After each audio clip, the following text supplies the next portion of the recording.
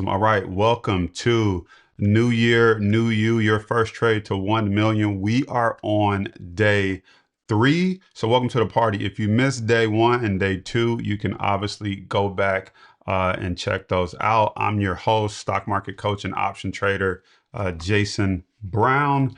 And we're going to have us some fun tonight. We're going to get into options today and talk about how you can use options to protect yourself, how you can use it to supercharge your account, all the things options we're talking about. I'm even going to log into TD Ameritrade's Thinkorswim platform, show you how you can even practice this. So let's get into it.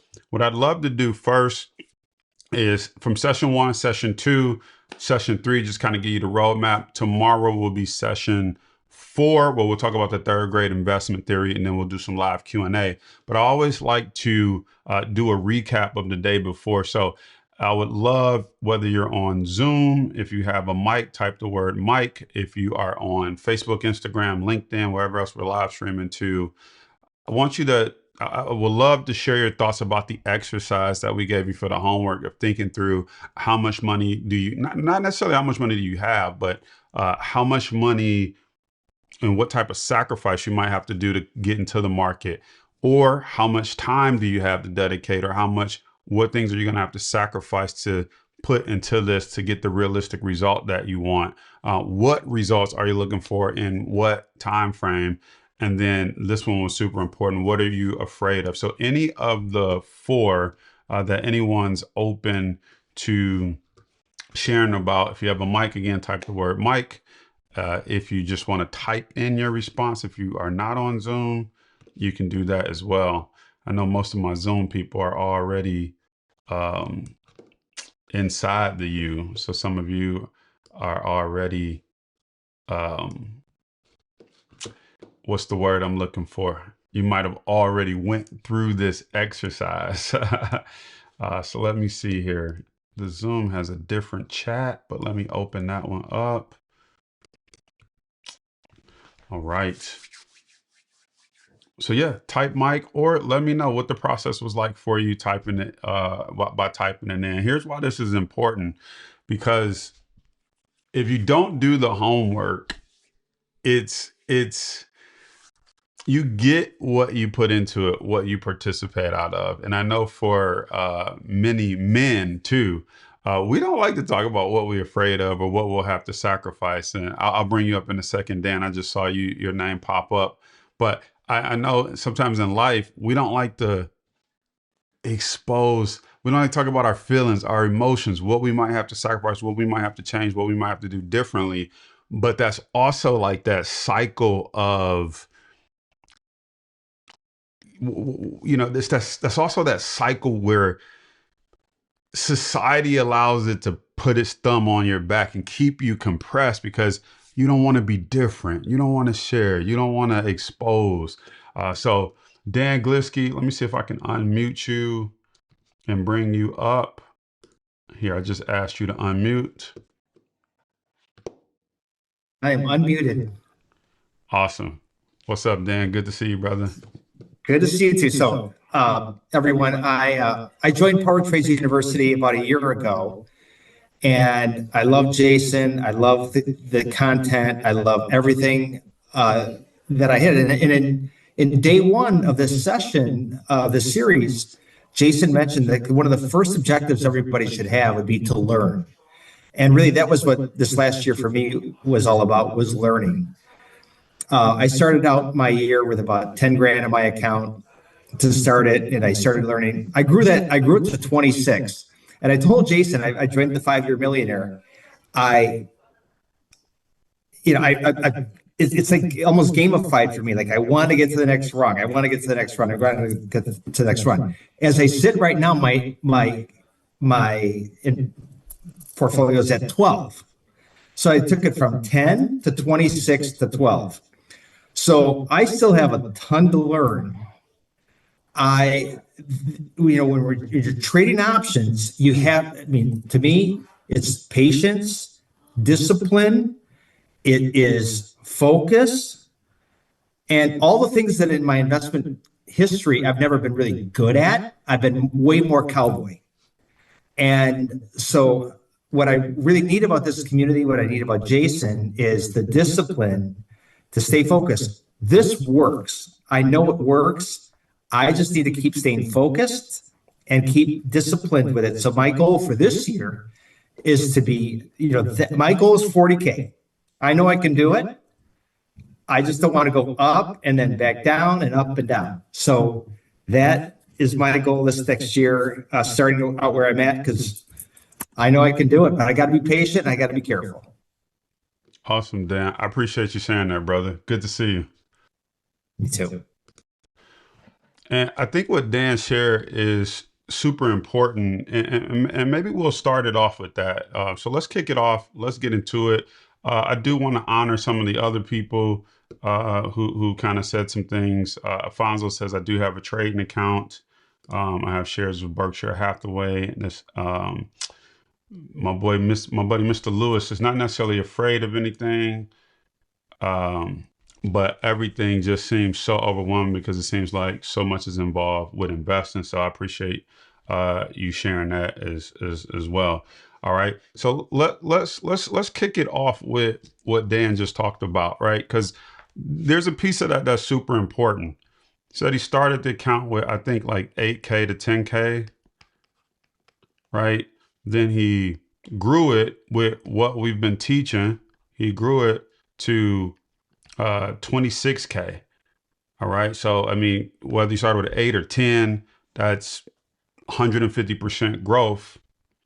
And then if you've been following the market at all, it's been a little wonky lately. So, right. So now the market's back down, and let's say the account's at 12K right now. Some people will look at this and think, either that's why I don't do this, or they might look at this and say, oh man, like you was doing good. What I look at this and say is the market and your skill level, it will not be just like this. I'm going to tell you right now. Right? Some people think they just go join, they go learn, and they started with 8K, they went to 13K, they went to 26, they went to 100K, $1 million, right? And so if you think that is going to be your journey, we gonna call this the Dan journey, right? Because most people will have a journey that looks like Dan. Most people might have a journey that looks like this. I started with 8K, then it went down to 6K, then it went down to 4K. And at this juncture, we go call what we like to call this an Infusionsoft. If anybody do internet marketing, y'all know Infusionsoft or Keep. We call this a decision diamond. And at this decision diamond, you have an option to either quit or keep going. And some people quit right here. I tried it. I don't like. But those of us that keep going, if you know anything about my story, I lost $250,000. My story began with loss. I took my money to the bank and they lost majority of my money. So I started with $2,000. They lost 1,300 of it. Took my account down to 700. I had a decision to make. I could quit. I was like, I'm gonna learn how this works. I could have lost my own money. And then when I did it on my own, I took 200 and spent it on some Jordans. So I had $500 left. When I bought my first stock working for Sprint PCS, which I talk about in the book, then that fell from 5 to 4. So I was down another $100. I'm like, this stuff doesn't work. So my first 2 real exposure and experiences to the market started with losing money. Now, I don't want that to discourage anybody, but what I want you to understand is that is the reality of the game that we're playing. So if you log on, listen to your favorite YouTuber, TikToker, and all they do is, I should have a DJ Khaled button. All they do is win, win, win, no matter what. Like they just never have any losses. It's a good chance they lying or they only showing you the winning trades. They're not showing you the losing trades. This over here, what Dan is talking about is going to be most people's reality, right? Most people's reality. But you got to think about it. It's almost like losing weight or working out at the gym, right? You kind of lose a little bit of weight Then next you know, you gaining weight. You like, I don't get it. How am I gaining weight? I'm eating healthy, but you're not even thinking that, wait a minute, I'm gaining muscle, and muscle weigh more than fat. You're not even thinking about the transformation that you're going through. You're just thinking like, I'm doing all the right things. How am I still losing money? But you're not really digging deep and understanding there's a transformation going on behind the fat. There's a transformation going on beneath the surface. And if you quit when you get to that decision diamond, you step on that scale and that bank account don't look like it's supposed to the first 2 trades, 3 trades, 6 months, the first year, most people will quit before they get the six pack, before they get the bank account, before they get the breakthrough that they need. And so my goal here is to give you a blueprint and a game plan to help you stay on track, but also make sure we're being realistic about that game plan. Also make sure we're being, our expectations and are in alignment with the effort that we can give, the current knowledge that we have, and the amount of effort that we're willing to put into this. So let's talk about the game plans that's available to you, because everybody I know, everybody I come across, I tell them I trade stocks. I wrote a book called 5-Year Millionaire. I made $1 million in 5 years. I made $1 million in business. Whatever it is, everyone says the same thing. And what do you think that is? I would love to do that. I would love to do something like that. Oh, if I could do that, that would be great. And so when you think about your options to get rich, make an extra 100 grand, $1 million, whatever the case may be, this is most people's blueprint. So most people's blueprint is, I'm going to play the lottery. Well, what's the problem with the lottery? I can tell you the problem with the lottery. Number one problem is it's based on luck.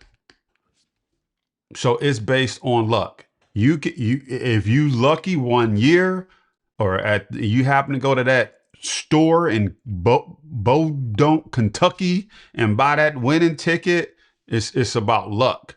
The other thing is it's about chance. The chance to win the lottery be like, you got a 1 in 1.2 million chance to win the lottery. So it's about luck. It's about chance. There's no calculated way that it could happen for most people. It just can't, right? It can't happen for most people. Yet, most people play the lottery every day. Now, what is the positive? I don't know if I would call it the positive side, but why do most people play this if it's a game of luck, a game of chance, and most people can't win? Number one reason, easy. Easy. No effort, don't require you to grow, don't require you to learn nothing, don't require you to become a better person, don't require you to stretch, nothing. Hit the easy button, buy a ticket, Powerball, Big Three, whatever you want to call it. It's easy. Now, the one thing I will give the lottery credit for, is it does do one thing really good. It does one thing really good. It allows people to dream again. I don't get the lottery credit for a lot, but I will give the lottery credit for that. It allows people to dream again. If I hit the Powerball, whoo, quitting my job, right? If I hit the Powerball, we finally go get that car, finally go get that house, finally go take that vacation. Finally. So I will give the lottery credit. It allows people to dream again. But when we bring them to the stock market, how come we don't have those same dreams and ambitions? We like, I don't know if I can do that. But the lottery, we like, this has the ability to change my life. All right. What's the other blueprint that most people subscribe to? Franchise. Ladies and gentlemen, I'm telling you right now, I looked into a franchise. Here was the problem. I looked into a McDonald's a long time ago. I don't know what the cost is to own one now, but back then it was like $1.5 million to own a McDonald's franchise.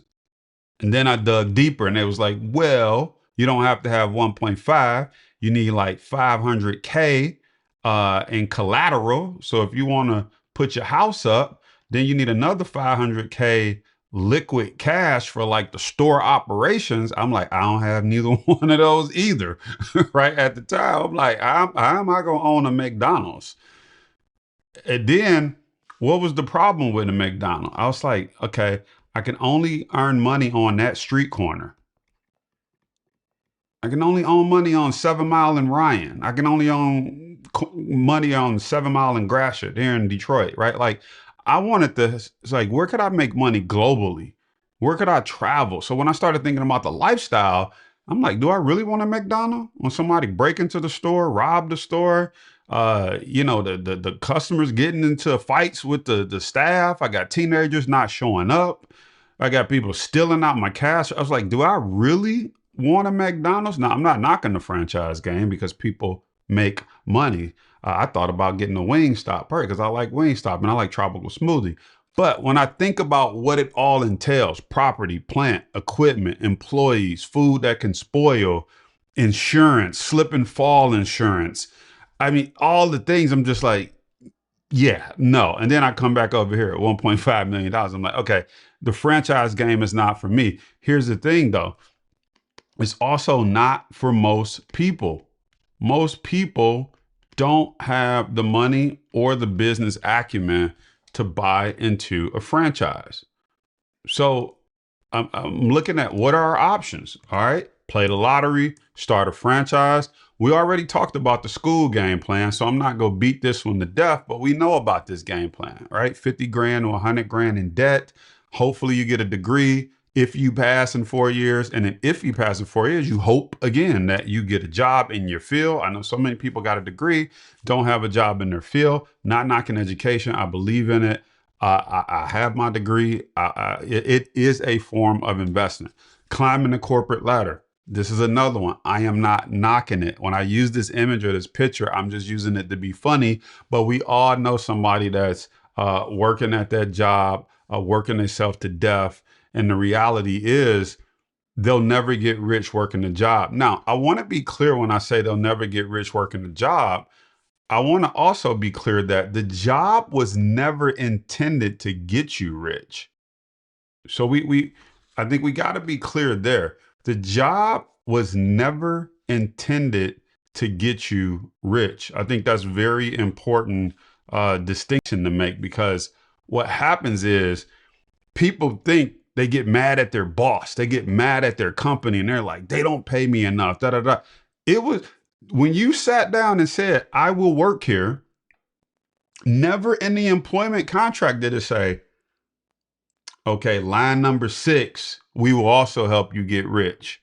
Like, that was never in the contract. The contract was like, okay, you either salary or hourly. The contract was like, you agree to do X, Y, Z on these days, manage these people, etc. Help us grow the portfolio, help us expand in sales, the territory, whatever. We're going to also offer you these benefits. And then we'll give you 2-3% raise, maybe once a year. We do a performance review, etc. And you said, yes, good.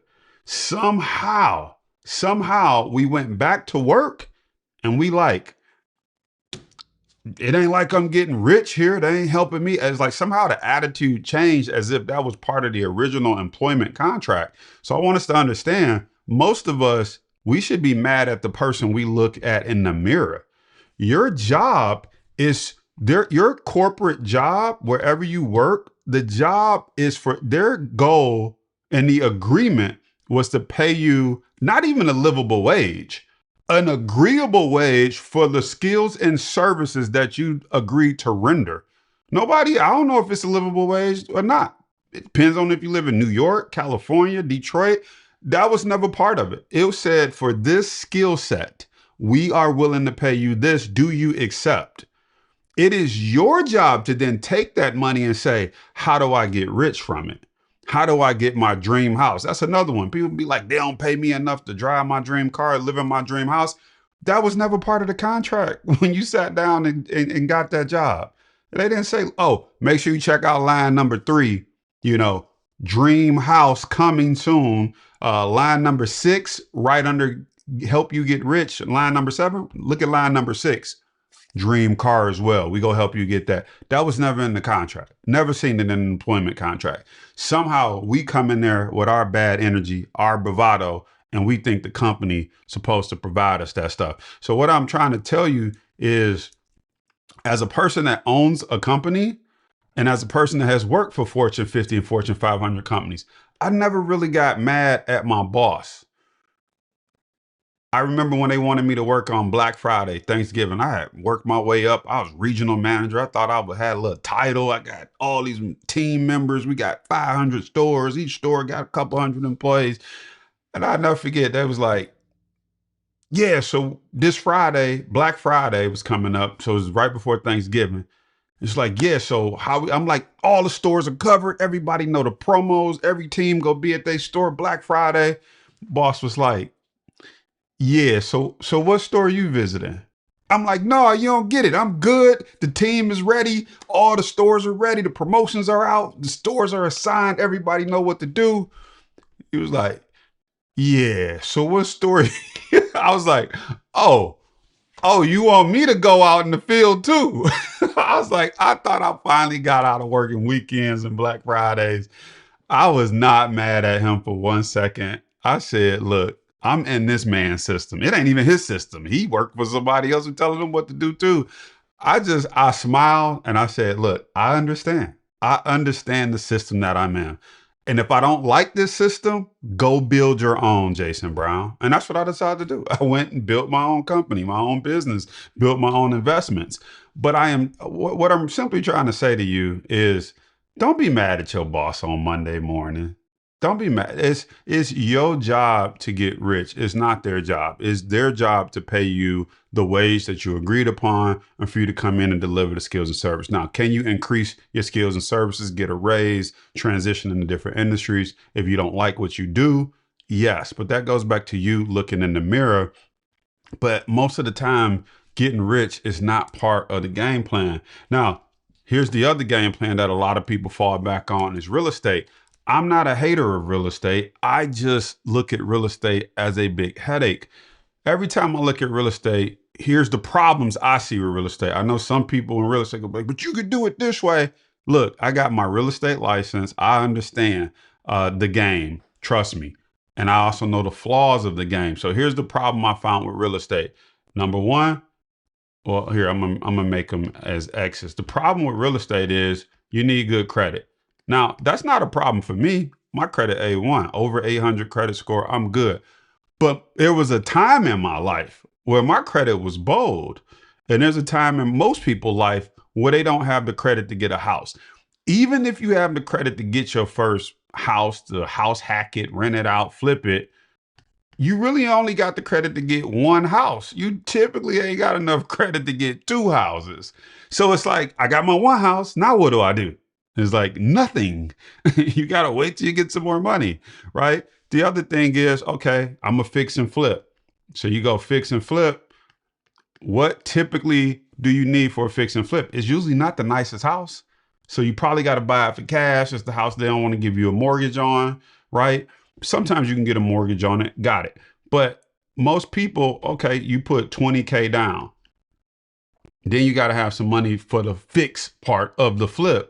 How many of these can you do? Sometimes one a year. And that's if the prices don't go up, somebody don't break in and steal the water heater, all that stuff, right? So there's problems with real estate. Now, I'm not saying you can't get rich. I'm just saying most people credit, they can only get one house, fix and flip. They might not even have the 20K to put down. If they got the 20K put down, they got to wait a year or so before they can potentially get another one. Then here's the other problem I had with this. People be like, you just got to go out here and find deals. I'm like, all right, let's do it. I'm like, how you do that? It's like, all right, we got a cold call. I'm like, oh man, come on. That's just not my thing. Then somebody told me like, let's go farming. I'm like, what? Like plant some vegetables? They're like, nah, we just pull up in the neighborhood, pass out some flyers, or we drive down some streets, see if the grass ain't cut. That's from a landlord who left the property because they don't really care. That's why they ain't cutting the grass and they probably ready to unload it. I'm like, this too much. This too much. To me, it felt like too much luck and chance. I got to go find the landlord, see if the grass ain't cut. It just snowed. Let's drive around, see if the show ain't shoveled. Cause that means they done left the property abandoned. I couldn't do it. I couldn't do it. All my real estate people, y'all know I love y'all, but I couldn't, I couldn't do it. It was too much. It's too much. Or the other one, I love this one. Hold on, I shouldn't erase it. Let me know if y'all with me in the comments. The other one was, no, you ain't. Don't mess with single family. You got to get a multi-family, like a 20 to 300 unit apartment. I said, sounds good. Who's selling a 20 to 300 unit apartment? Like, I got it. You told me go get one. Problem is, nobody's selling them. Then they like, you got to find an off market deal. I'm like, so what that mean? Well, you got to know somebody who knows somebody. I'm just, I was just like, look, this ain't for me. Y'all do, it ain't for me. Y'all doing too much in real estate for me. It's just too much. I got to know somebody. Got to be an off market deal. Y'all doing too much. Y'all doing too much. So let me share with you the 5-year millionaire game plan. All right. This is based on financial data. It's based on my best-selling book, 5-Year Millionaire. And what I love about the 5-Year Millionaire Plan, if I'm gonna be totally honest with you, what I love about it is everyone can do it. You ain't gotta have a special somebody you know. You ain't gotta find an off-market deal. You ain't even gotta have good credit. So I started looking at all those other things. I said, okay, why is this different? Why am I really promoting 5-Year Millionaire? Why am I talking about this? Why am I writing a book about it? Because I looked back at my life and I said, I didn't have the credit to get the house. I didn't have millions of dollars to get a McDonald's. I didn't have connections to get an off-market deal. I did the whole school thing and wasn't feeling that. If it weren't for the scholarship, I would have been even further in debt, right? So I really looked at all of my options. And then when I looked at the stock market, I said, you mean to tell me that I don't have to come up with $1 million to own a McDonald's, but I could invest in McDonald's? That makes more sense to me. I don't have to come up with the money to buy a real estate property, but I can invest in REITs, real estate investment trusts, and the people who got millions of dollars and build shopping centers, I can invest in their company and let them go expand real estate. I said, we own to something right here. You mean to tell me I don't have to figure out how to make the best iPhone, BlackBerry at the time when I was getting started? I don't have to figure out how to make the best BlackBerry or iPhone or make the best software, how to open stores and manage teams and hire engineers. But you mean to tell me I can put my money with the people who do know how to build these companies? And that right there, ladies and gentlemen, is what started to change my life. And so that's what I'm getting ready to show you right here when we get to the 5-Year Millionaire Plan. If you're ready, say ready. Type ready in the box. I want to see. If you're ready, let me know. Type it in the box. My man Jermaine says I'm ready. I want to see the chat go crazy. Tabitha says she's ready. Sandy, Lily, my girl Lily, it's good to see you. Alfonso, Melissa Gilbert, Jeannie, Robert, Marie, Irene, Randy, let's go. All right. I love it. I love it. I love it. All right. Edna King is in the building. My man, Paul Gautieri. Welcome to the party. All right. So here is the 5-Year Millionaire Plan if you've never seen it before. And then I'm going to show you how to enact it with using calls and options. So this is based off what happened to me in my book. I started with $500 in the stock market. And all I wanted to make when I started off, all I wanted to make was 10%, because with that 10%, I was making $8 an hour with Sprint PCS. And if you understand the math, I done threw my pencil. Where is it at? Okay. If you understand the math, let me just draw it out for some people. I was making $500. I had $500, excuse me. I was making $8 an hour. So when I worked an 8-hour shift, okay, I took home $64.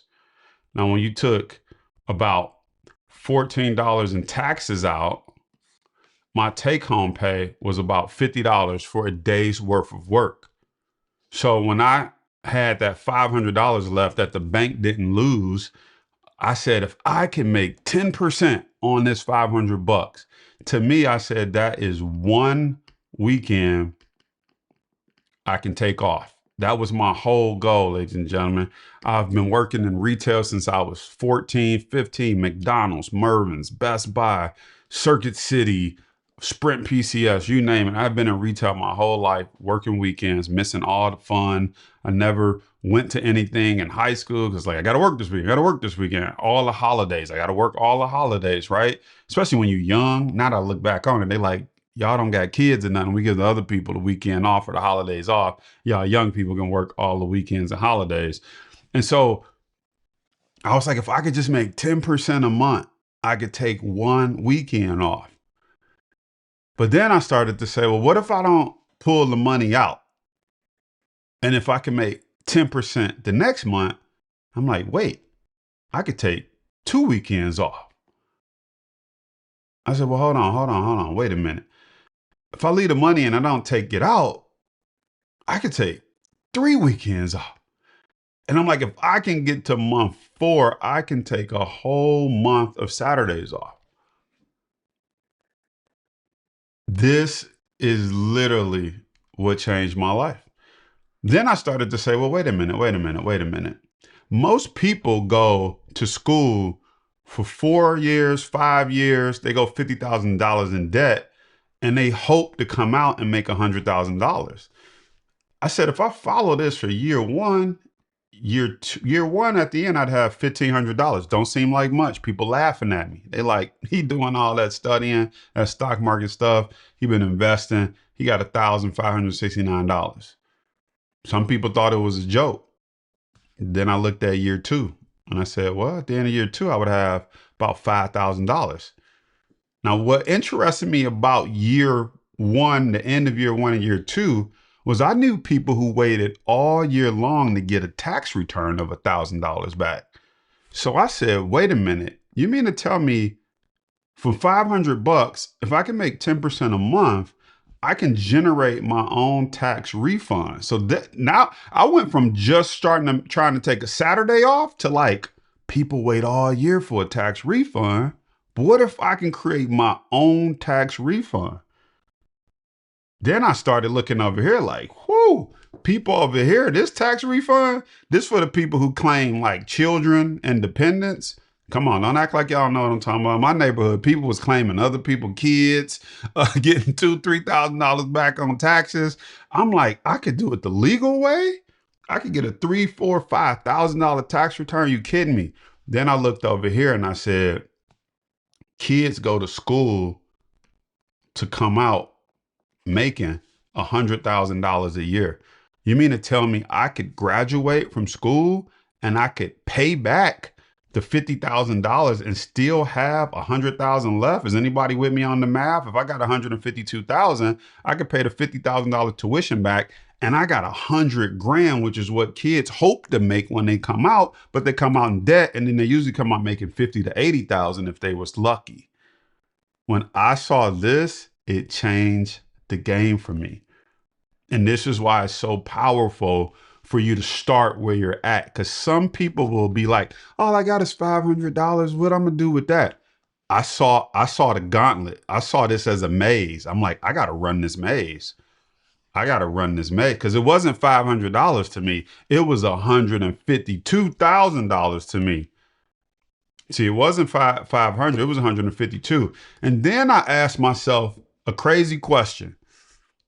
And that's why I say it's okay to be a little bit crazy, because this is where everything changed for me. I asked myself one crazy question. That crazy question was, just have a little fun. What if I started with $4,000? I'm like, if I can make the commission from selling phones, if I could save my tax return, be a little bit disciplined, well, just humor me. What if I could start with $4,000 and learn how to earn 10% a month? Because I had already made my first $50 off Sprint PCS after I decided I was going to try it with 500 bucks. I said, "Ooh, this works with 500." I had made my first $100. Actually, I didn't make 50. I made 100. And I was like, ooh, that was 20% return. I was only going for 10. So then I was like, what would happen if I put $4,000 in the machine? So the first month I make 400. Now, let me just stop right there. How many people $400 would be a very nice car note? If you just got $4,000 in the account and learn how to strategically make 10% a month. Now, I want to back up and say this for a second. Let me say this because some people might not understand this. And I think it's important to say this. 10% a month in this business does not mean, all right, y'all remember this from math, does not equal necessarily 10% every month. It might look something like this. If this is month 1, 2, 3, 4, 5, 6, it might mean month 1, I make 20%. It might mean month 2, I lose 10%. Right? It might mean month 3, I break even. It might mean month 4, I might make 30% in the trade, right? Month 5, I might lose 10%. So when you add it up, as long as I average 10% a month over the year, this does not necessarily mean straight line, I'm making 10% every single month. But if I could, on average, earn about 10% a month, I understood at the end of the month, year 1, I'd have 12,554. I'm not going to quit my job over that, but that's not bad money. Then I said, well, what would happen year 2 if I was disciplined enough, didn't pull it out, didn't go shopping, didn't buy a car, didn't buy a gold chain, didn't buy a watch, didn't take a vacation. I just stayed focused like a college student. What does a college student do for 4 to 5 years? They eat ramen noodles. They don't take lavish trips. They don't buy a fancy car. They stay in the dorm with 3, 4 other people. They live as humbly as possible. So I said, what if I kept the college student mentality, didn't buy a big car, didn't go out eating all fancy, didn't act a fool. I just stayed focused as if I was going after another degree. Year 3, I'd have $123,000. Year 4, I'd have $388,000. But this is what blew my mind. Year 5, at the end, I would have $1.2 million starting with $4,000. If I could learn this skill and learn how to earn 10% a month every month on average for the next 5 years. Let me put it to you a different way, ladies and gentlemen. It's 12 months in a year. So we are talking about 12, 24, 36, 48, 60 trades. We are talking about over the next 5 years, can you be focused, disciplined to take 60 trades that on average yield you 10%? This is the game that we are playing. If you understood this, you would do everything in your power to do 2 things. Number 1, get $4,000. Number 2, find 60 trades and be disciplined to wait for the right risk, reward, calculated time to take a shot, and you will start counting down 59, 58, 57 left, 56, 54, 53. Whoo, you start checking them off, right? Whether you count down or count up, you would understand that it's only 60 trades spread out over 5 years. Now, let me ask you this question. What if it was 60 trades spread out over 10 years? Would it be worth it? Or let me ask you it a different way. Even if it took double the time, what's your plan to make $1 million in the next 10 years? I'm listening. I'm open. If you can tell me how to do it starting with $4,000, I could still keep my current day job. I could do it from home or wherever I'm at in the world. You let me know because I'm interested.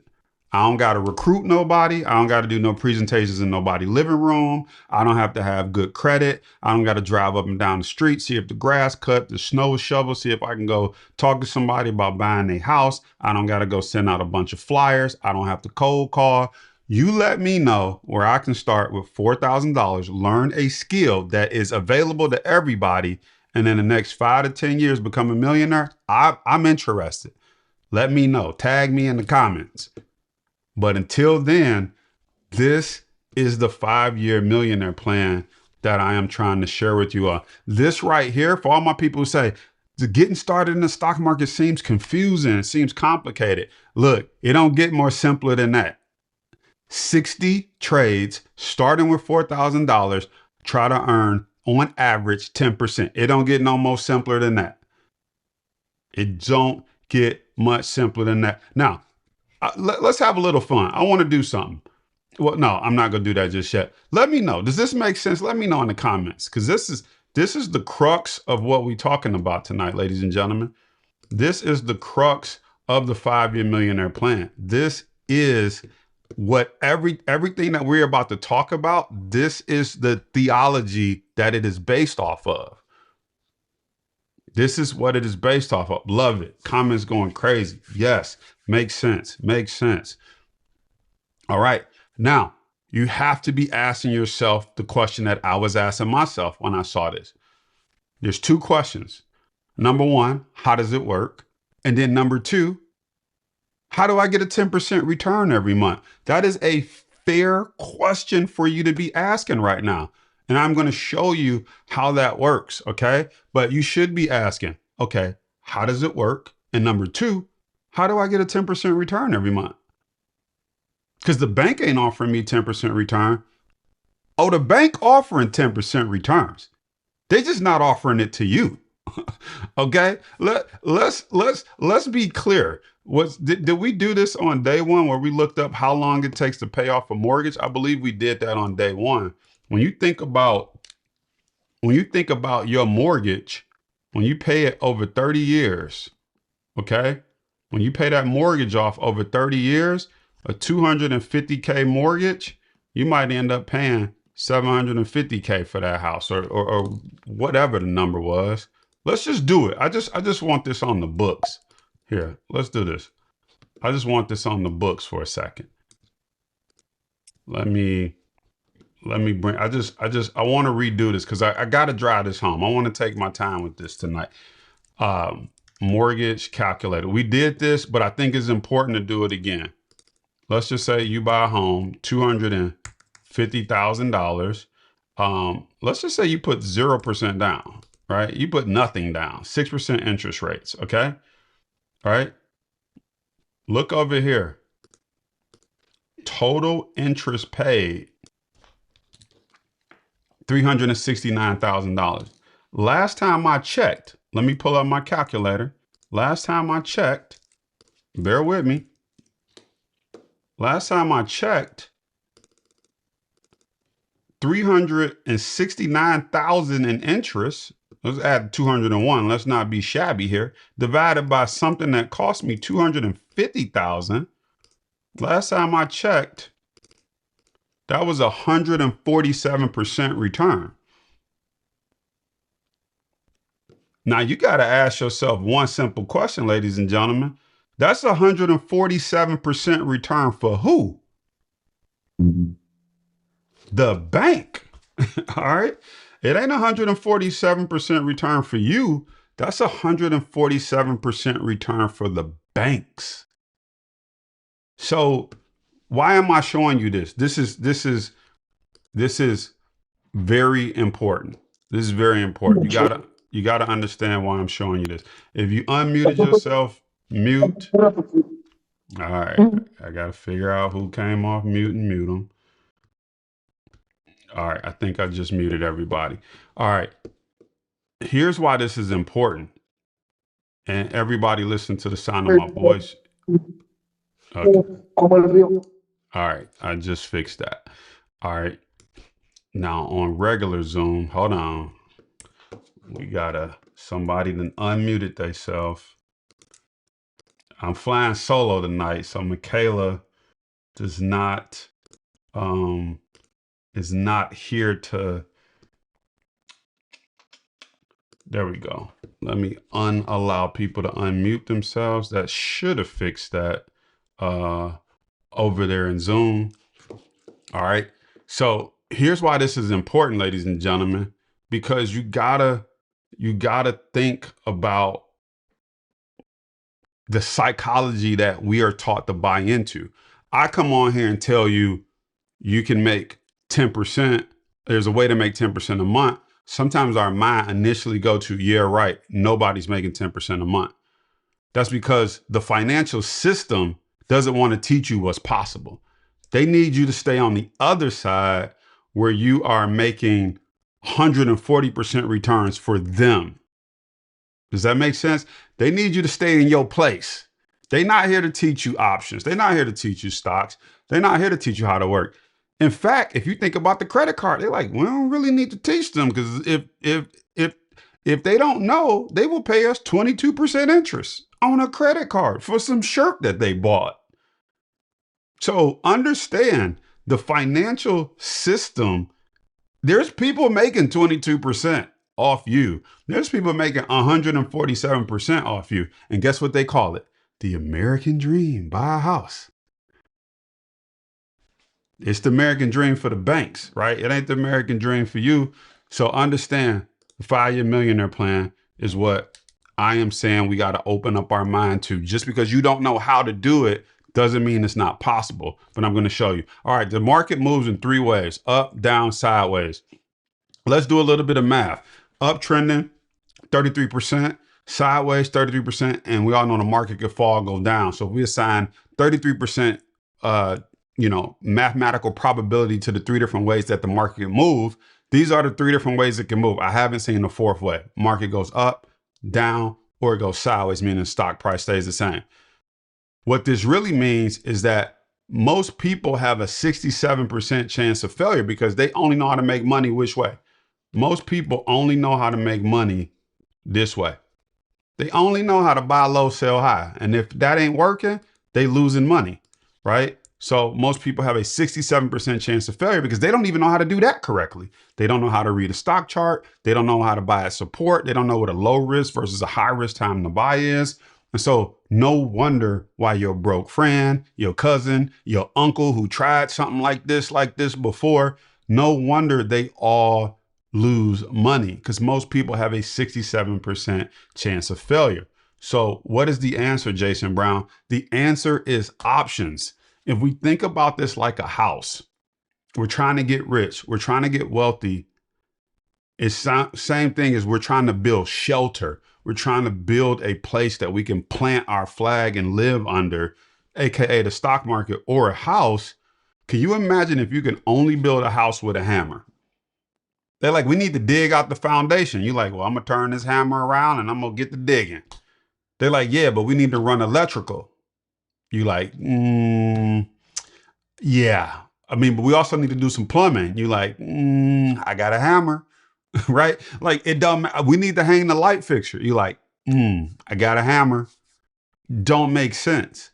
Now imagine you only got a shovel to dig the foundation. You like, let's go. We got started. We off to a good start. In fact, we ahead of schedule. We dug the foundation. They're like, okay, we need some wood, some lumber so we can start framing.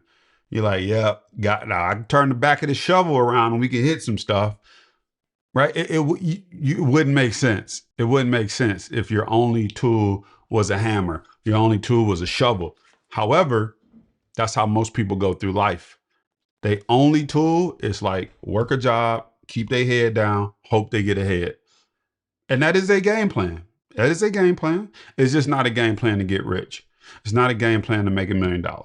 It's not a game plan to get ahead of debt, get ahead of inflation, right?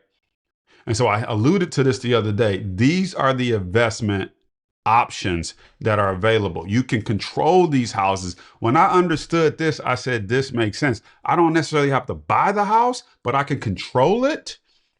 That's what we're going to talk about with options. So there's 2 types of options. There are call options and there are put options. Call options give you the right to control a stock at a certain price for a certain amount of time. All right. I'm going to say that again. It gives you the right to control a stock at a certain price for a certain amount of time. I'm going to give you a real life example because we have, I'm going to get to it in a second. Let me not get ahead of myself. It also allows you to invest in higher price stocks at a fraction of the cost. So you can buy higher price stocks at a fraction of the cost. And then it also offers leverage for a small investment account. For those of us who started with $500 or $4,000, this is what gave me hope, because I was like, how do I afford the bigger, more expensive stocks? And options was the answer. Now, before I go to the next slide, by a show of hands, how many people, and I'm not talking about the people who are already in the program or done something with me or went through my courses, but how many people before learning this have ever bought an option anywhere in life before? I'm just curious. Let me know in the box. If you've ever purchased a call option in life, right? A couple people saying yes. Some people might be thinking, I don't know, probably no. Marie says no. Freddie says yes. James says no. Most people are probably like, no, me, no. Okay.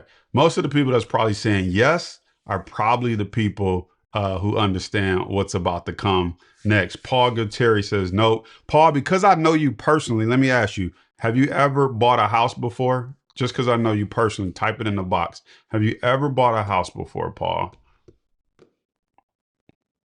Just type, yes, I bought a house. He said he's bought 3 houses. I'm going to put that up on here. See that? Paul says he's bought 3 houses, but he's never bought an option before. All right. Let's go through this together, ladies and gentlemen. I am going to prove to you that you have probably bought an option before. You just didn't know it. So let's think about buying a house. Let's say you got this house here. You want to buy it. It's a $200,000 house. So what do? You submit an offer. You submit an earnest money deposit. If they accept your offer, say, okay, give me $2,000 out of good faith. Then let me know you're serious. And then you have 30 days to do what? Get an inspection and an appraisal. And then you can buy the house or not buy the house. Now, again, the offer was accepted for 200 grand. Let's just say you put $1,000 down for the earnest money deposit. And you got the inspection and appraisal, and the house comes back at $250,000. You now have 30 days to buy the house, or because you have it under contract, you can sell it to somebody else. So let's play out how this could work. First of all, you control. This is a very interesting word. Remember, if we go back to this slide, call options gives you the right to what? Control a stock at a price for a certain amount of time, right? Go back to our house example. You controlled a $200,000 house for 30 days because you put $1,000 deposit on. They can't sell it to anybody else. You got it under contract. You got 30 days to get your inspection, your appraisal. You get the inspection and the appraisal, and the house says what? The inspector says what? Good news. This house is inspected and appraised for $250,000. They say that is what? You have equity in the house. Now you could technically buy the house, or you can sell your right to buy the house to someone else. So let's say somebody else like, oh, I really want this house. You're like, you know what? I don't have to buy this house, but I do have it under contract. It appraised for $250,000. So here's the thing. You give me $50,000 for the contract. You can buy the house for $200,000. So all in, it costs you $250,000, but it appraised for $250,000. So they like, deal. It appraised for $250,000. I was looking for a $250,000 house. That's in my budget, deal. But what does that mean for you? You controlled the house for $1,000. You sold it. You sold that contract for $50,000. You made $49,000 profit because you controlled a $200,000 asset for 30 days. You got to get this, ladies and gentlemen. Did you ever have to come up with the $200,000 for the house? No, you did not. You never had to come up. You controlled a $200,000 house for 30 days, but you never had to come up with the actual 200 grand. You only had to come up with the $1,000 deposit to control it. And a house appraised, it went up in value in 30 days. Can stocks go up in value in 30 days, 60 days, 90 days? Some of y'all the light bulb might start to go off, right? This is what happened for me. This is how I paid off a 30-year mortgage in under 3 years. If you go to my YouTube channel, there's a video that says $400,000 in one trade. I did one trade where I made $400,000 in that single trade. And then we took the profits, paid off our house. But that is how you get ahead of the game. And so you got to understand what happened for me and my family in that transaction. See, I have friends, and I love my friends, but around that time, we were all buying houses or upgrading, getting into bigger houses, etc. You got to understand, all of us, we got a 30-year mortgage. I just bought back 27 years of my life. Some of them got 20s. Well, this happened, I don't know, this is probably like 7 years ago, 5, 6 years ago, I don't know. But they still got like, 25 years of their life left paying on these houses. Now, it's not a bad thing to own a house and have a mortgage, but I am trying to tell you the power in paying off that size of a mortgage. I showed you how much you pay if you bought a $250,000 house and you pay it off over 30 years. What happens if the house is $500,000, $600,000, $700,000 and you paying it off for over 30 years, right? I literally bought back 25, 27 years of my life. I just want you to sit with that for a second. That is the power of what we're talking about here. All right. So think about it. I don't think I added this in the slide, but the power of call options, it allows you to exponentially increase your profit potential, allows you to control higher price stocks like Google, Tesla, Amazon for a fraction of the cost, offers leverage for a small trading account. This is how we're going to get that 25%. I didn't put this in the slides. It's in another slide deck, but I want to draw it out because I think it's important. I really want to drive this point home for somebody. I want to put the stock over here, AKA the house. Okay. And then I want to put the option over here, AKA the contract, right? The right to control it for 30 days. Now, I want you to think about this. We are dealing with the house. Let me see if my drawing skills is still up to par. Put a little window on the house. Boom, a little front door with a doorknob or something like that. All right. I don't know. It almost looked like an Angry Bird from the game Angry Birds, but it's a house. All right. It's an Angry Bird house, I guess. All right. So this Angry Bird house is $200,000. I really want to walk you through the math because I need people to get it. I know sometimes people get lost in the math. Let's just assume you had to come up with the $200,000 to buy the house, right? And then you were able to sell the house for 200. You were able to buy the house for 200,000, and then you were able to sell it for 250. So you sell it for, so cost, right? And then you sold it for 250,000, right? So you made $50,000. That's not bad, right? Now, if I take out my calculator on my phone real quick and I say, okay, you put up 200,000 to make 50,000, you take 50,000 divided by 200,000, that is a 2.5% return. Did I do that right? You put up 200,000 to make boom, boom, 50,000. There we go. 25% return. So over here, you got a 25% return. Over here, same math.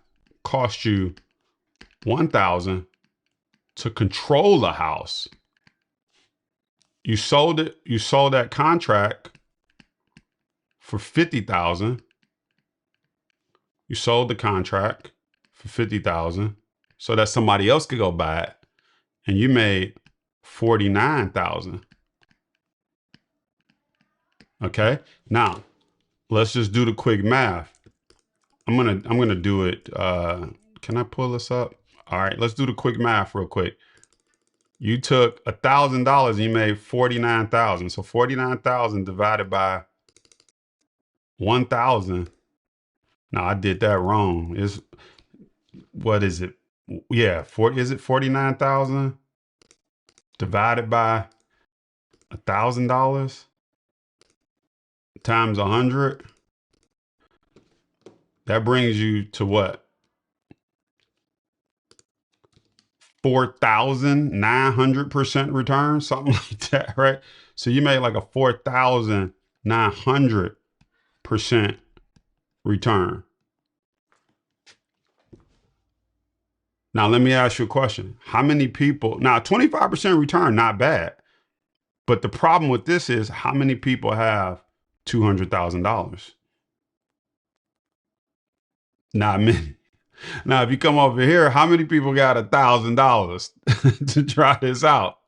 And you could potentially make the same return, a 4,900% return. It totally changed the game. Let me just check with y'all. Does that make sense? I want to make sure I ain't lose nobody on the math. Does that make sense? Because I know sometimes people like math ain't my strong suit. I just want to make sure you understand what just happened, right?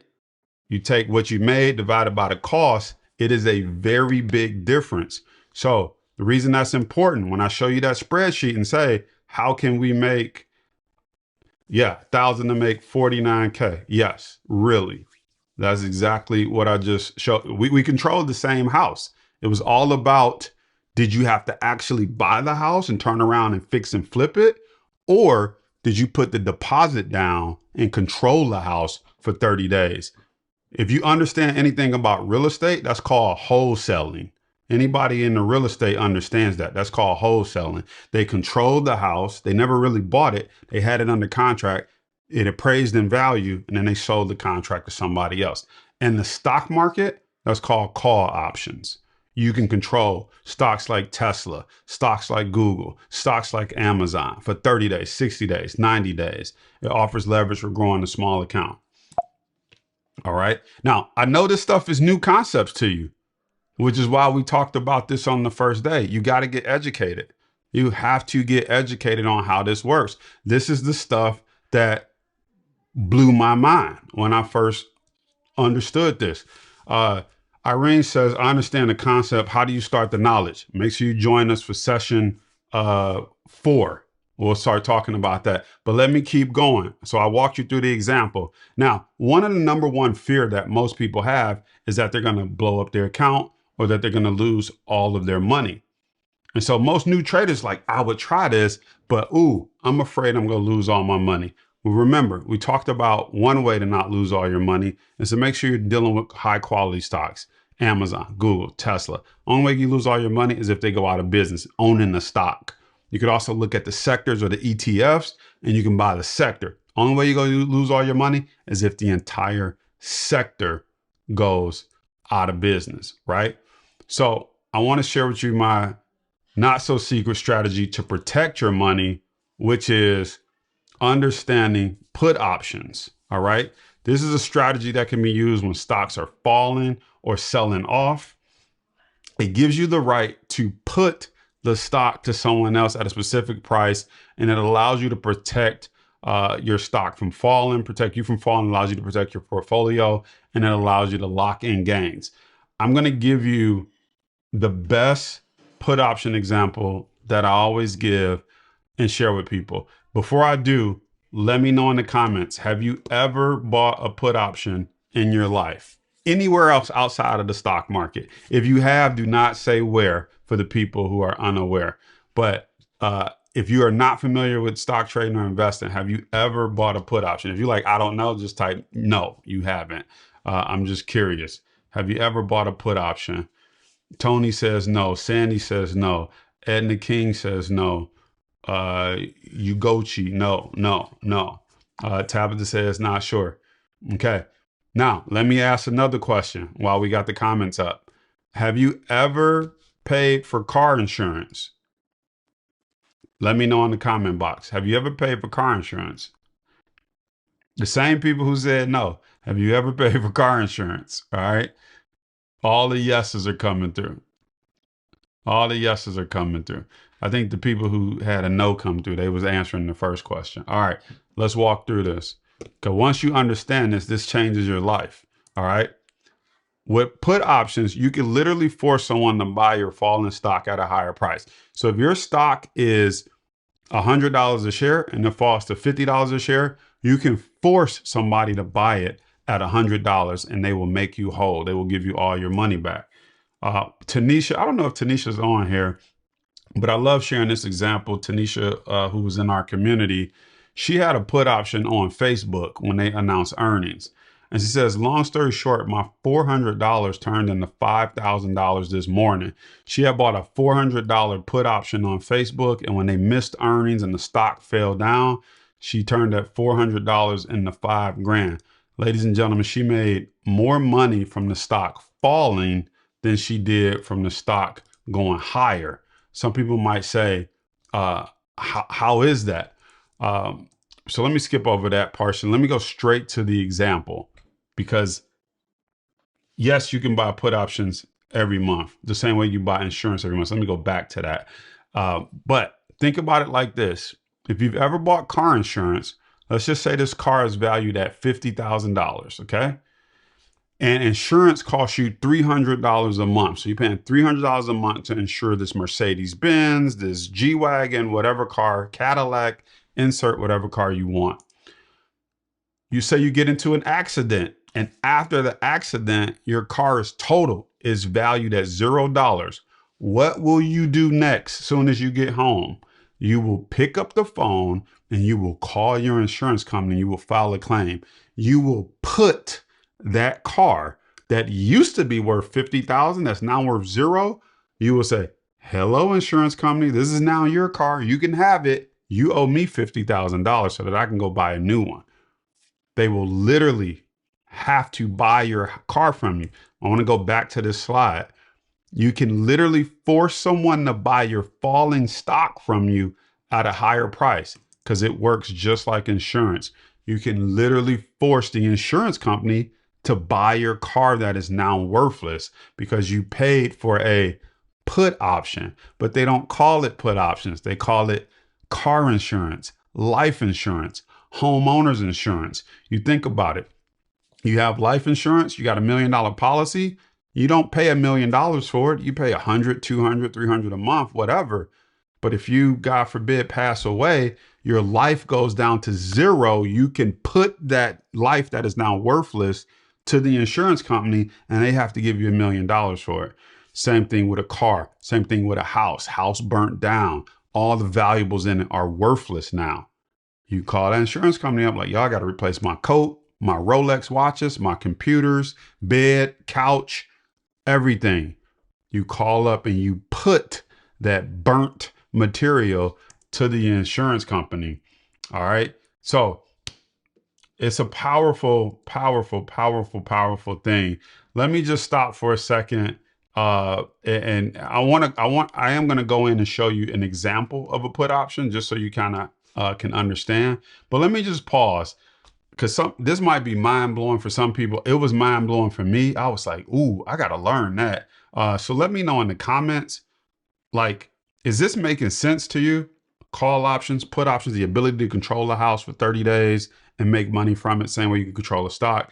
Is this making sense? The ability to protect your account, because most people are afraid of their account.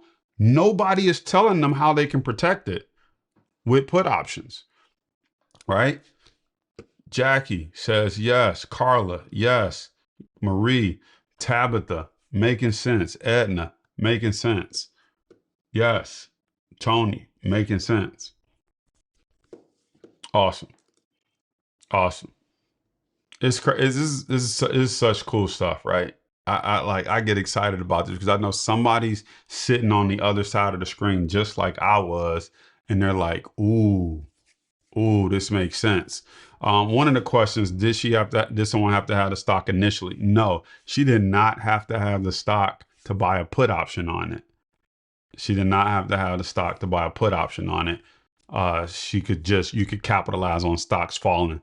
That's a whole nother story. But no, she did not have to have the stock initially. But if you do have stock in your portfolio and you are worried, you can buy put options to protect your portfolio or your individual stocks. So that way, in the event of a sell-off, or if you're nervous about a war or something, if something breaks out, they will have to financially make you whole on that trade, on that option.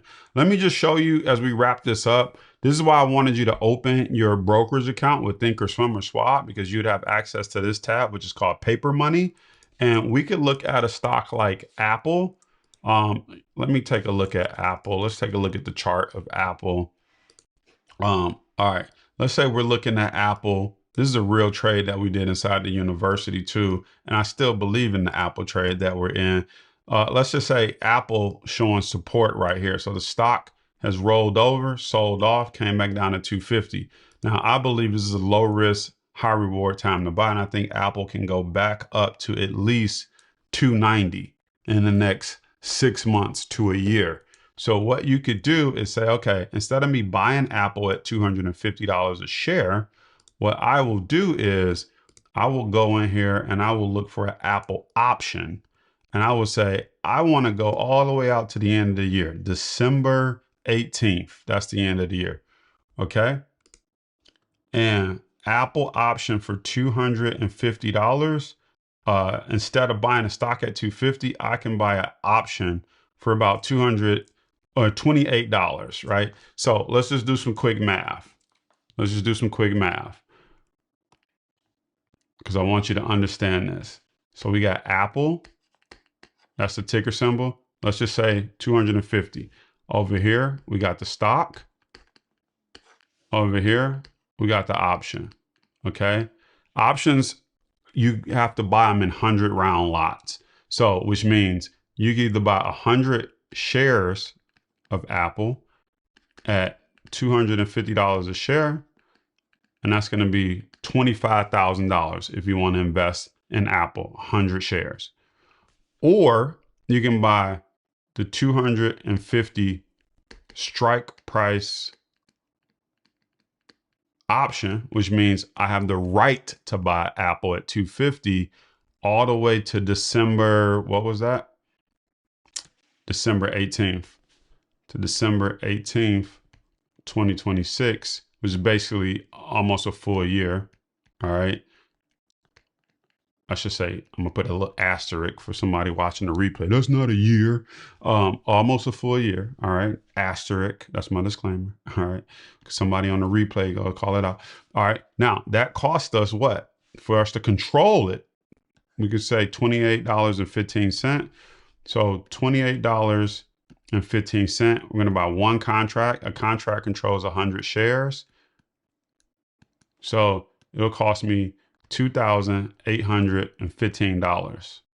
So let me ask you, for all of you on here, do you have 25 grand, or do you possibly have $2,815 to control Apple for the next year?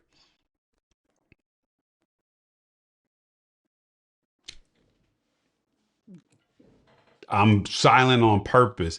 This is the power of options. When I said you can control higher price stocks, you can control the higher price houses, you control quality companies for a year for about $28.15, or translation, $2,815, right? I mean, it's coming in the comments. Most people, I mean, it's crystal clear. Most people will have $2,800 to control the stock. And then it's like that appraisal. You basically got a year-long appraisal that we hope Apple goes above 250 plus the $28 we paid it for it. So we need Apple to be about $278 or higher between now and the end of the year for us to, make a potential profit. You could make money before then. I don't want to get too deep into the weeds on how it works, but the bottom line is you can control Apple for a year, or you can buy 100 shares if you got 25 grand. What I love about options is that it allows the common folk the regular person to get involved with some of these higher price, high quality stocks, because I already told you what most people do. They buy the cheapest penny stock that they can buy that's almost going out of business, and they didn't know with roughly probably the same money they could have been in a good quality company like Apple. All right. Paul said, what's the expected rate of return on Apple? Again, starts to go back to the chart. We say we think Apple can get back up here to, 290. So if I'm paying $28 for that, on the 250, as long as it's above 278 by the time the end of the year gets here, if it gets back up to 286, that's at least $10 higher. So, I mean, if you spent, that's potentially, let's just put a number to it. You could potentially make, I'm just going to give some easy numbers. You could potentially make $1,000 on your $2,800, 2,815, right? You can potentially make $1,000 on that. So from a mathematical standpoint, now that's assuming it goes up, and that's also assuming you have to wait to the end of the year. But if you make $1,000 divided by 2,815 times 100, that's a 35% return this year, and that's all you did was one trade. Now that's not the 10% a month, but that's 35% return, assuming it did that. Most people don't make 35% return in a year on the investment portfolio. That's just one trade, right? Now, what if Apple starts to move and go up before then? You could get out next week, next month. You don't have to wait all year. So it just depends. The point is, which one do most people have the money to afford? 25 grand or 2,815? And that's buying at the money, right? But we typically buy in the money, so it might be a little bit more expensive than that. But I'm just trying to show you that this is a real thing. Option chains, controlling stocks for 300, the ability to control the stock for 331 days, that's super powerful. And have the same power as someone who bought the stock from now to the end of the year. Super powerful, right? So it's a very beautiful thing. I see there's some other questions coming in. Edna says, do you need the 2815 or 2,815? I'll go back to this, Edna. Options are sold in lots of 100. So when you buy one contract, it controls 100 shares. So you have to times it by 100, which is why you have to have 2,815. That is the minimum amount you could buy 100, control 100 shares for. So again, one contract controls 100 shares. They only sell options in 100 round lots. So that's why I times it by 100. Again, some of you, this might be your first time seeing this, but it goes back to what we talked about on day one. This is why I kind of snicker when people think they can come into this industry and just get rich and not have any training, any education, don't know how it works. Why did I pick that option? What's the open interest? What's the expiration date? How do I enter it? How do I exit it? What's my I'm wrong level? Where do I cut my losses and get out if it goes against me? Those are all other questions, strategies, and tactics that you have to learn and answer. And then session 4, we'll talk about how we teach that inside Power Trades University, from the foundations course, the options explained course, all the way through fundamental analysis, technical analysis, how we find the trades, send them out, give you our analysis. We'll share a lot more of that with you on session 4. I just want you to know what's possible. What's possible. So your homework, pick a stock. If you opened your account, great. Pick a stock, type it in. Maybe you're looking at Tesla. Type in the stock and be like, how much would it cost to control Tesla all the way out to December? And Tesla stock is trading at 434. Just have fun with it and be like, okay, if I bought Tesla, there's no 434 option. So I can either pick 430 or 440 and say it's cost $84 a contract times 100. So it cost me $8,000. Well, would you rather spend $8,000 or $43,400 to control 100 shares? Right. So it starts to make sense when you're like, I got 8,000. I don't know if I got 43,000. So your homework, just kind of play around with some options or rewatch this session and make sure that you understand just the concepts that we walk through. You might be like, I just need to rewatch this one more time. So I hope that was super helpful for you guys. Be sure to tap in for session 4, where we talk about the 3rd grade investment strategy. We'll do live Q&A, and then we're going to bring this all together. And I'm also going to share with you how we could potentially work together, how we support and help people inside Power Trades University. So I will see you session 4, 3rd grade investment theory, bringing it all together, live Q&A, bring your questions.